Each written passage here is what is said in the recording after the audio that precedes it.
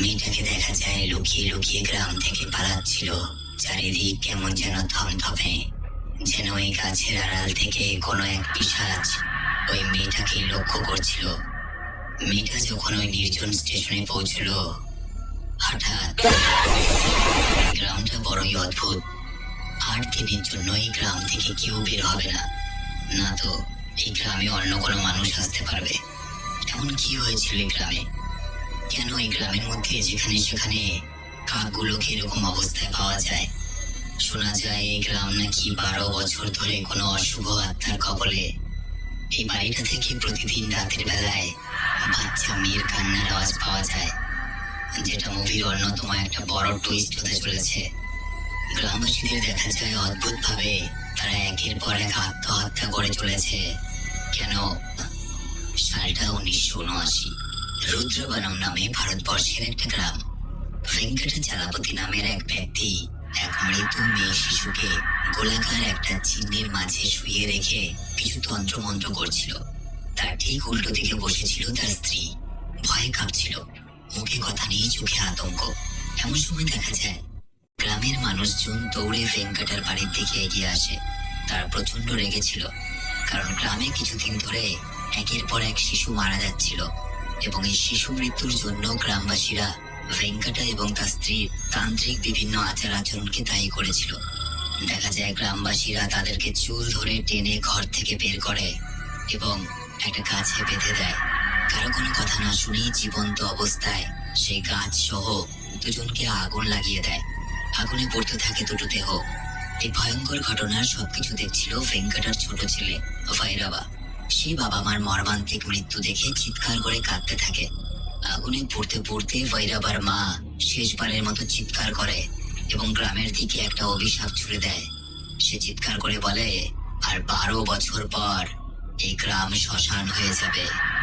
দেখা যায় গ্রামের প্রধান হরিশ্চন্দ্র প্রসাদ গ্রামবাসীদের হাত থেকে ভৈরবাকে বাঁচিয়ে নিয়ে যায় এবং তাকে একটা অনাথ আশ্রমে রেখে আসে, কারণ গ্রামবাসীরা চেয়েছিল এই ছেলেটাকেও মেরে ফেলতে। দৃশ্য পাল্টায়। 12 বছর কেটে যায় কালের নিয়মে। 1991 সাল। একদিন রাতের বেলায় হঠাৎ এক অদ্ভুত কাকের আওয়াজে একটা লোক যার নাম সিদ্ধায়া ঘুম থেকে জেগে ওঠে। চারপাশে শুধুমাত্র ফসলের ক্ষেত, একদম নিস্তব্ধ এবং চারদিকে অন্ধকার। ঘর থেকে সে বেরিয়ে আসে, দেখে পূর্ণিমার আলোয় অনেকগুলো কাক একসাথে জমা হয়েছে। ঠিক তখনই হঠাৎ একটা কাক উড়ে আসে এবং তার ওপর ঝাঁপিয়ে পড়ে। মুহূর্তের মধ্যে সিদ্ধায়ার চোখ মুখ পাল্টে যায়, চেহারায় ভয়ানক পরিবর্তন আসে, যেন কোনো অশুভ শক্তির দখলে চলে গেছে তার সম্পূর্ণ শরীর আত্মা। পরদিন সকালবেলায় গ্রামের লোকেরা খোঁজ করতে থাকে, কিন্তু সিদ্ধায়াকে তো আর কোথাও খুঁজে পাওয়া যাচ্ছে না। দেখা যায় একটা ছেলে যার নাম সূর্যা তার মা ভাইয়ের সঙ্গে রুদ্রবনম গ্রামে ফিরে এসেছে। সূর্যার মা নাকি একসময় এই গ্রামেই থাকতেন। তারা এসেছে গ্রামের এক বাৎসরিক মেলায় অংশ নেওয়ার জন্য, যেখানে মোদামাম্বা দেবীর পুজো হয়। তারা প্রথমে আসে সূর্যার মায়ের আত্মীয়র বাড়িতে, যার নাম পার্বতী। পার্বতী তার পরিবার নিয়ে একটা ছোট্ট বাড়িতে থাকতো। তার এক কানে সবসময় অসুবিধা হতো এবং মাঝে মাঝে খুব ব্যথাও করতো সেই কানটাতে। যাই হোক, পরের দিন সূর্যা তার মা এবং ভাইকে নিয়ে যায় গ্রামের প্রধান হরিশ্চন্দ্র প্রসাদের বাড়িতে। অনেকদিন পর দেখা, সবাই বেশ খুশি।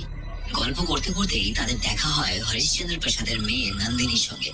নন্দিনী একজন সুন্দর বুদ্ধিমতী মেয়ে, কিন্তু মাঝে মাঝে সে মৃগী রোগে আক্রান্ত হতো। হঠাৎই তার পুরো শরীরটা জমে যেত এবং কাঁপতে শুরু করত, এবং এই জন্য সে নিয়মিত এক ধরনের ইনজেকশন নিত। সূর্যা ধীরে ধীরে নন্দিনীকে পছন্দ করে ফেলে। নন্দিনী তার এক বান্ধবী সুধাকে প্রায়ই তার প্রেমিকের সঙ্গে লুকিয়ে দেখা করতে সাহায্য করত। সূর্যা সুযোগ পেয়ে নিজের মনের কথা সবকিছু খুলে বলে নন্দিনীকে এবং নন্দিনীর উত্তরের জন্য অপেক্ষা করতে থাকে।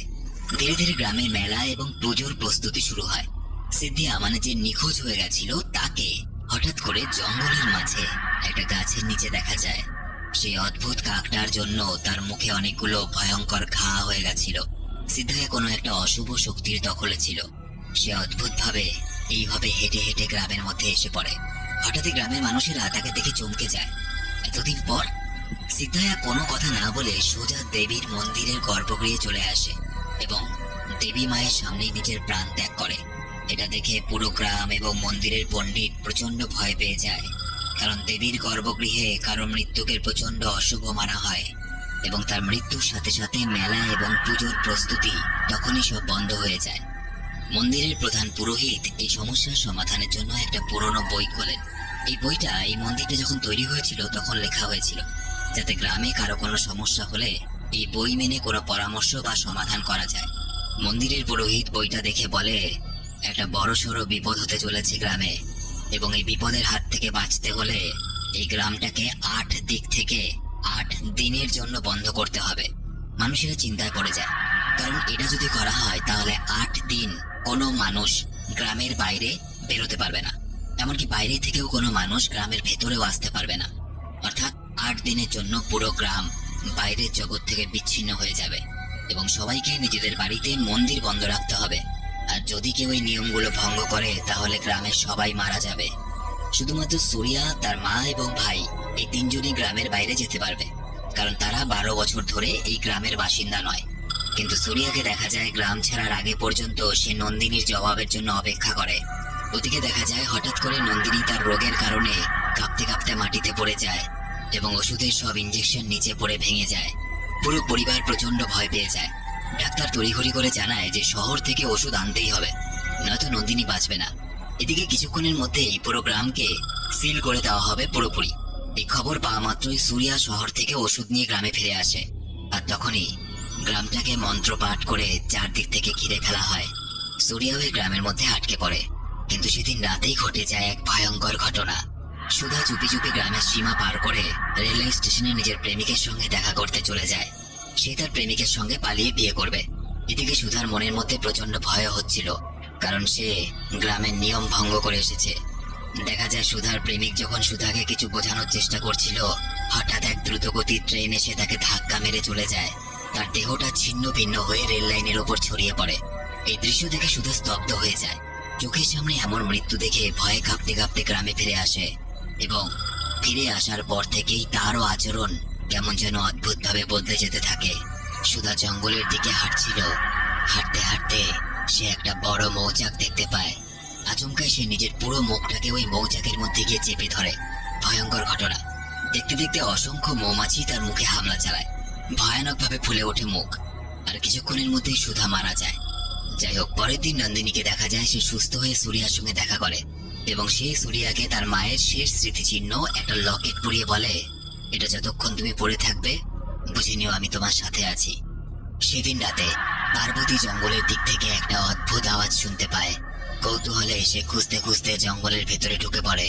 কিছুটা এগিয়ে সে নিজের গ্রামের দুধালা সুরিকে দেখতে পায়। সুরি ভীষণ ভয় পেয়ে কাঁপছিল।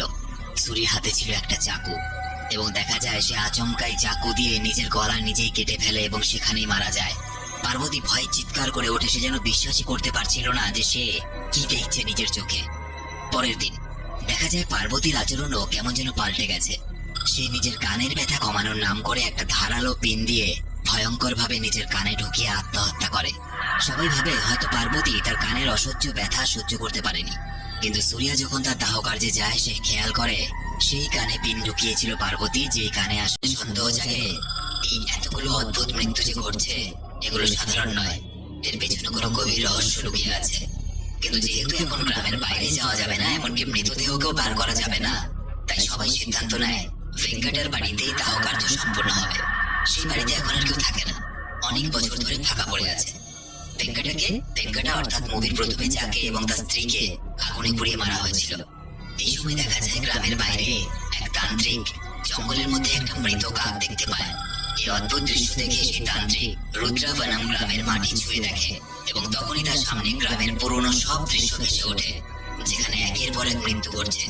সবকিছু যেন সে এক মুহূর্তের মধ্যে জানতে পেরে যায়। তান্ত্রিক গ্রামবাসীদের জানায়, তোমরা ভাবছো শুধুমাত্র সুরিয়া আর পার্বতী মারা গেছে? না, আসলে 4 জন মারা গেছে। তান্ত্রিক আরো বলে, এই 8 দিক বন্ধন একটা বিশাল ভুল সিদ্ধান্ত, কারণ তোমাদের গ্রামের মধ্যে বসে কেউ কালো জাদু করছে। এখনো সময় আছে, আমাকে তোমাদের গ্রামের ভেতরে ঢুকতে দাও, আমি তোমাদের সাহায্য করতে পারবো। কিন্তু তার কথায় গ্রামবাসী এবং পূজারীরা বিশ্বাস করে না। তারা বলে দেয়, আমাদের গ্রামের নিয়ম আছে, বাইরে থেকে কোনো মানুষ এখন আমাদের গ্রামে ঢুকতে পারবে না 8 দিন পর্যন্ত। তান্ত্রিককে দেখা যায় সে মহাকালের কাছে গ্রামের মঙ্গল প্রার্থনা করে সেখান থেকে চলে যায়। সুরিয়া পরিষ্কার বুঝতে পারে যে গ্রামে কিছু তো একটা অশুভ ঘটতে চলেছে। সে সে মৃত্যুর কারণগুলো খুঁজতে শুরু করে। কিন্তু এখানেই তার চমকে ওঠা শেষ ছিল না। সুরিয়া সেই কাদা জলের ঠিক পাশেই একটা মৌচাকের নিচে সুধার মৃতদেহটা দেখেও চমকে ওঠে। মৌমাছি তার মুখটা পুরো নষ্ট করে দিয়েছে। সুধার মা বাবা এই ভয়ঙ্কর দৃশ্য দেখে কাঁদতে শুরু করে এবং সুরিয়া সেই মেয়েটা অর্থাৎ সুধার ব্যাগ থেকে দুটো টিকিট খুঁজে পায়। বুঝে যায় সুধা তার প্রেমিকের সঙ্গে গ্রাম থেকে পালানোর চেষ্টা করছিল। সময় নষ্ট না করে স্টেশন মাস্টারকে ফোন করে এবং সেদিন রাতের ব্যাপারে জিজ্ঞেস করে।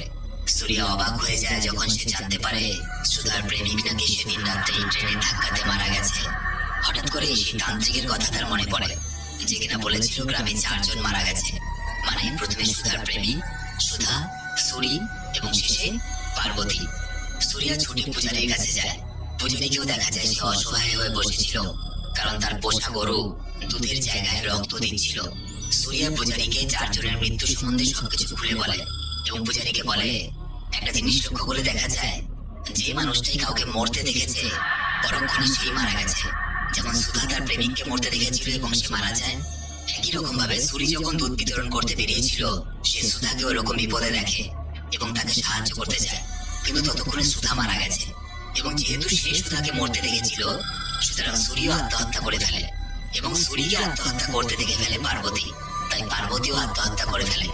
অর্থাৎ এর মানে হলো পার্বতী যখন আত্মহত্যা করছিল তখন তাকে যে দেখেছে এবার সে মরবে। হঠাৎই সুরিয়ার মনে পড়ে যায় শেষবার নন্দিনী পার্বতীর সঙ্গে দেখা করতে গেছিল। সুরিয়া সবকিছু ছেড়ে নন্দিনীকে বাঁচাতে যায়, কারণ এরপর নন্দিনীর পালা। নন্দিনীর আচরণও কেমন যেন পাল্টে গেছে। জঙ্গলের মধ্যে একাই অদ্ভুতভাবে হেঁটে সে একটা কুয়ার দিকে যাচ্ছিল। কুয়াটা ভেঙ্কটের বাড়িতে ছিল। নন্দিনীকে দেখে মনে হচ্ছিল যেন কোনো অশুভ আত্মা নন্দিনীকে নিজের নিয়ন্ত্রণে রেখেছে। নন্দিনী হঠাৎই কুয়োতে ঝাঁপ দিয়ে আত্মহত্যা করার চেষ্টা করে, কিন্তু সুরিয়া তাকে কোনো রকমে বাঁচিয়ে নেয় এবং অজ্ঞান অবস্থাতে নন্দিনীকে বাড়িতে ফিরিয়ে আনে। পুরো গ্রাম নন্দিনীকে এই অবস্থায় দেখে চিন্তায় পড়ে যায়। সবার মনে পড়ে যায় 12 বছর আগে সেই অভিশপ্ত রাতের কথা, যখন ভেঙ্কটের স্ত্রী আগুনে জ্বলতে জ্বলতে অভিশাপ দিয়েছিল যে গ্রাম 12 বছর পর শ্মশান হয়ে যাবে।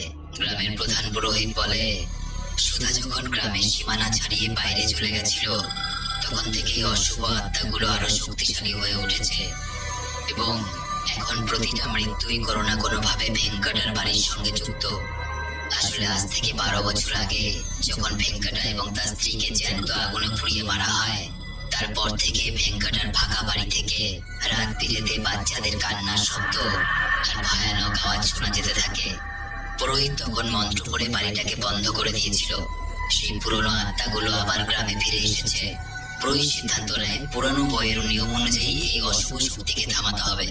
এই বইটা পড়ে সে বলে যে সূর্য গ্রহণের সময় অশুভ আত্মার শক্তি দুর্বল হয়, তাই ওই সময় যিনি অশুভ শক্তির দখলে আছে তাকে কাঠের বাক্সে ভরে সবার রক্ত সেখানে দান করে আগুনে জ্বালিয়ে দিতে হবে।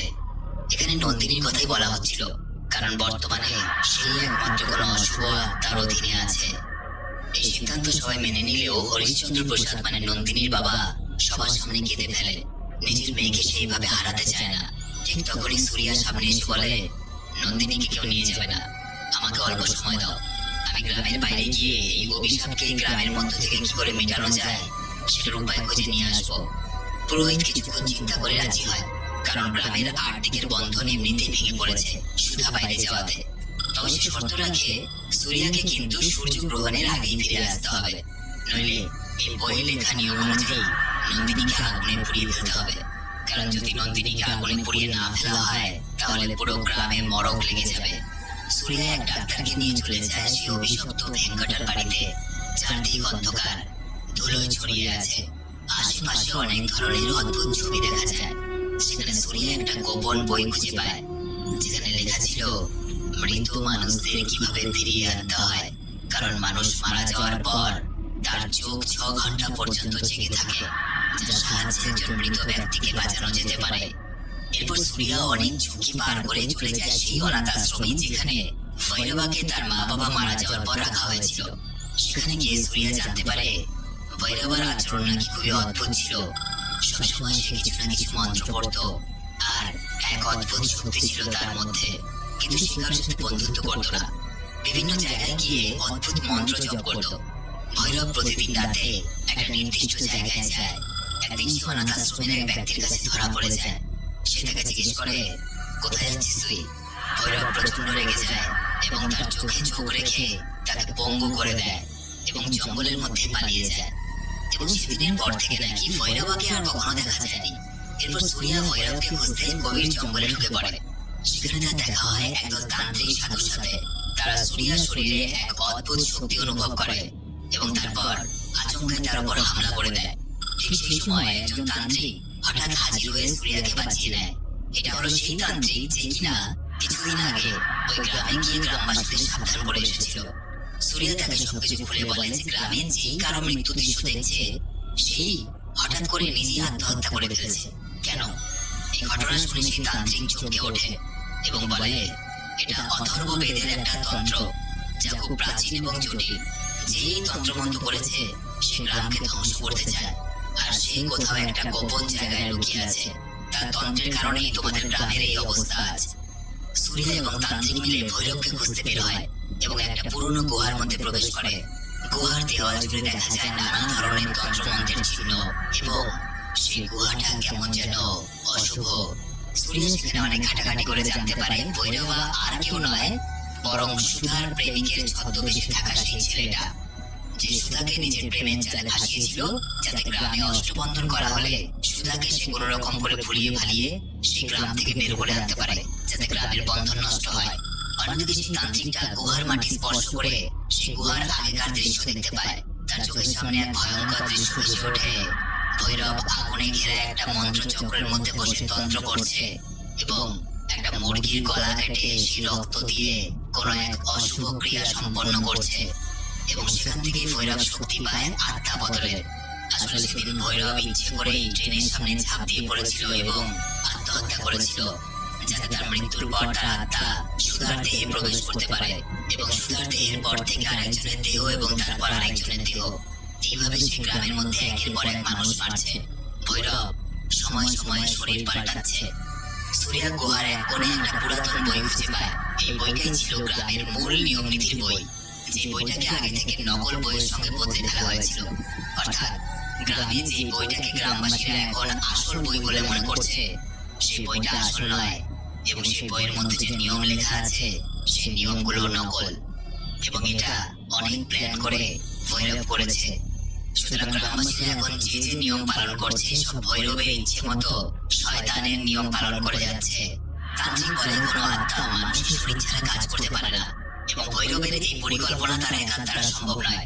আমার মনে হয় তোমাদের গ্রামের মধ্যে কেউ একজন আছে যে কিনা ভেতর থেকে সাহায্য করছে, এমনকি পুরোনো বইয়ের সঙ্গে নকল বই বদলে দিতেও সেই সাহায্য করেছে। অন্যদিকে সূর্যগ্রহণ শুরু হয়ে গেছে।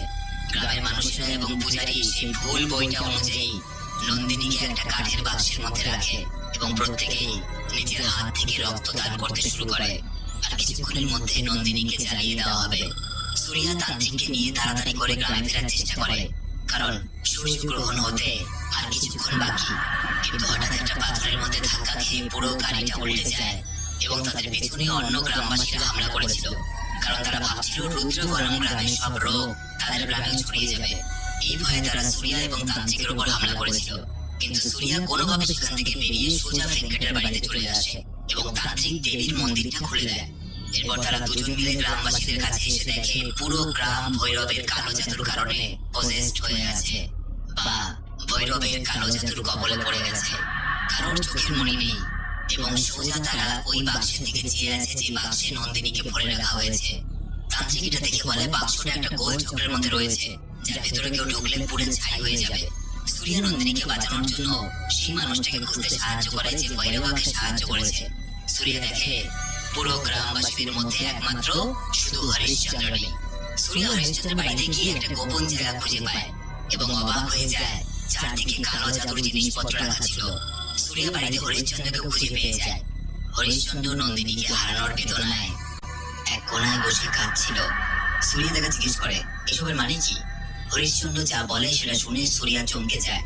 আসলে ভেঙ্কট এবং তার স্ত্রী মারা যাওয়ার পর তার ছেলে ভৈরবাকে অনাথ আশ্রমে পাঠিয়ে দেওয়া হয়েছিল, কিন্তু ভেঙ্কটার আরেকটা সন্তান ছিল, মেয়ে সন্তান, আর সেটার কেউ নয়, সেটা হলো নন্দিনী নিজে। তারই কান্নার আওয়াজ ওই বাড়িটা থেকে শোনা যেত। একদিন হরিশ্চন্দ্র ভেঙ্কটার বাড়ি থেকে নন্দিনীকে বাঁচিয়ে আনে এবং নিজের মেয়ে পরিচয় দিয়ে বড় করতে থাকে, কারণ সত্যি কথা যদি গ্রামের কেউ জানতে পারে তো গ্রামের মানুষেরা নন্দিনীকেও মেরে ফেলতো। এরপর নন্দিনী যখন আরেকটু বড় হয় তখন সে আর তার ভাই মিলে কালো জাদু এবং তন্ত্র করতে শুরু করে। তাদের উদ্দেশ্য ছিল গ্রামবাসীরা যেভাবে তাদের মা বাবাকে মেরেছিল ঠিক সেইভাবে তারা পুরো গ্রামের প্রত্যেকটা লোককে মেরে এর বদলা নেবে। ওদিকে দেখা যায় নন্দিনী বাক্স থেকে বেরিয়ে নিজের তন্ত্রমন্ত্র করা শুরু করে। মানে নন্দিনী শরীরে ভৈরবের আত্মা ভর করেছিল এবং তারা দুজন ভাই বোন মিলে নিজেদের শক্তি দিয়ে তান্ত্রিককে দূরে ফেলে দেয় এবং ঠিক সেই গাছটাতে আগুন লাগিয়ে দেয় যেখানে 12 বছর আগে গ্রামবাসীরা তাদের মা বাবা দুজনকে আগুন লাগিয়ে দিয়েছিল। এরপর নন্দিনী সকল গ্রামবাসীদের বলে তাদেরকে সেই গাছের আগুনে গিয়ে ঝাঁপ দিতে। সূর্যা এসব থেকে কিছু বুঝতে পারে না যে কি করবে না করবে এবং কি করে নন্দিনীকে থামাবে। সে গ্রামবাসীদের থামানোর চেষ্টা করে কিন্তু সবাই আস্তে আস্তে আগুনের সামনে যেতে থাকে। সূর্যা নন্দিনীকে অনুরোধ করে বলে, গ্রামবাসীরা তোমার মা বাবাকে মেরে ভুল করেছিল, তাদের ক্ষমা করো। নন্দিনী বলে, না, আমার মা বাবা নির্দোষ ছিল, কিন্তু গ্রামবাসীরা বিনা কোনো তদন্ত করে তাদেরকে জীবিত অবস্থায় মেরে দিয়েছিল। এবং নন্দিনী তার মা বাবার সত্যি ঘটনাটা বলে। আসলে ভেঙ্কটার স্ত্রী খুবই অসুস্থ থাকতো, চলতে ফিরতে পারতো না। তাই ভেঙ্কটা অনেক তন্ত্রমন্ত্র বিদ্যা শেখে এবং অথর্ব বেদ থেকে এক ধরনের সিদ্ধি লাভ করে। অথর্ব বেদ, যে 4টা বেদ আছে তার মধ্যে অন্যতম একটা বেদ হলো অথর্ব বেদ। এর মাধ্যমে ভেঙ্কটা এমন একটা শক্তিশালী লকেট তৈরি করে যেটা সে তার স্ত্রীকে পরিয়ে দেয়, যাতে তার স্ত্রীকে কোনো অশুভ শক্তি হামলা করতে না পারে। এবং নন্দিনী এই লকেটটাকে স্মৃতি হিসেবে রেখেছিল এবং সূর্যাকেও ভালোবেসে উপহার দিয়েছিল। এবং ঠিক যেই কারণে সূর্যার মধ্যে একটা অদ্ভুত শক্তি ছিল যা তাকে সব অশুভ শক্তি থেকে রক্ষা করেছিল। এই শক্তিটাকে যখন সূর্যা ভৈরবকে খুঁজতে গিয়েছিল ওই তান্ত্রিকগুলো এই শক্তিটাকেই দেখেছিল এবং এই জন্যই তারা সূর্যাকে হামলা করেছিল। তো নন্দিনীর বাবা ভেঙ্কটা আসলে মৃত বাচ্চাদেরকে জীবিত করতে চাইতো এবং তাই সে একদিন একটা মৃত মেয়েকে বাড়িতে এনে তন্ত্রমন্ত্র করা শুরু করে। কারণ কেউ মারা গেলে তার শরীরের অঙ্গ কিছুক্ষণের জন্য জীবিত থাকে এবং ওই সময়ের মধ্যে যদি ওই মৃতদেহের মধ্যে আত্মাকে ফিরিয়ে আনা যায় তাহলে সে জীবন ফিরে পাবে। কিন্তু তার বাবা এটা করার আগে গ্রামবাসীরা ভুল ভেবে নেয় যে হয়তো ভেঙ্কটা এবং তার স্ত্রীর তন্ত্রমন্ত্রের জন্য গ্রামে একে একে মানুষ মারা যাচ্ছে এবং ভুল ভেবে তারা ভেঙ্কটা এবং তার স্ত্রীকে জীবিত জ্বালিয়ে দেয়। সূর্যা এসব শুনে কষ্ট পায় এবং শেষ চেষ্টা করে যাতে নন্দিনী সবাইকে ক্ষমা করে দেয়। সে বারবার তাদের ভালোবাসার কথা মনে করিয়ে দেয়, কিন্তু এই মুহূর্তে নন্দিনী আর ভৈরব দুজনের কেউই থামতে রাজি নয়। কয়েকটা মানুষ আগুনের মধ্যে ঝাঁপও দিয়ে দেয়। সূর্যা নন্দিনীকে থামানোর জন্য নিজের পেটে চাকু মেরে দেয়, কারণ নন্দিনী তো তাকে ভালোবাসে। হয়তো তার ভালোবাসার মানুষটাকে চাকু মারতে দেখে সে হয়তো থেমে যেতে পারে এবং তখনই নন্দিনীর চারদিকের আগুনটা শান্ত হয়ে যায়। ছুটে এসে সে সূর্যাকে জড়িয়ে ধরে এবং বলে, গ্রামবাসীদের বাঁচাতে হলে আগে আমার রাগ শান্ত করো। সূর্যা কাঁদতে কাঁদতে তার প্রেমিকার শরীরে চাকু মেরে দেয়, কারণ যতক্ষণ পর্যন্ত ভৈরবের আত্মা নন্দিনীর শরীরে থাকবে ততক্ষণ পর্যন্ত গ্রামকে কেউ বাঁচাতে পারবে না। ভৈরব যখন নন্দিনীর শরীর ছেড়ে দেয় তখনই গাছটার আগুন নিভে যায় এবং গ্রামবাসীরা নিজেদের সব জ্ঞানে ফিরে আসে। সূর্যা নন্দিনীর মৃতদেহ জড়িয়ে ধরে কাঁদতে থাকে, কারণ নন্দিনীকে মারা ছাড়া তার কোনো উপায় ছিল না। নন্দিনী মারা যায়। পরের দিন গ্রামের সবাই মিলে নন্দিনী শেষ কার্য করে এবং সূর্যা ভেঙ্কটার পুরোনো বাড়িটাকে একটা স্কুল বানিয়ে দেওয়ার পরামর্শ দেয়। এরপর সূর্যা সেই লকেটটার দিকে একভাবে চেয়ে থাকে। দেখা যায় তার চোখে একটা অদ্ভুত আলো জ্বলে ওঠে এবং এই মুভিটা এখানে শেষ হয়ে যায়।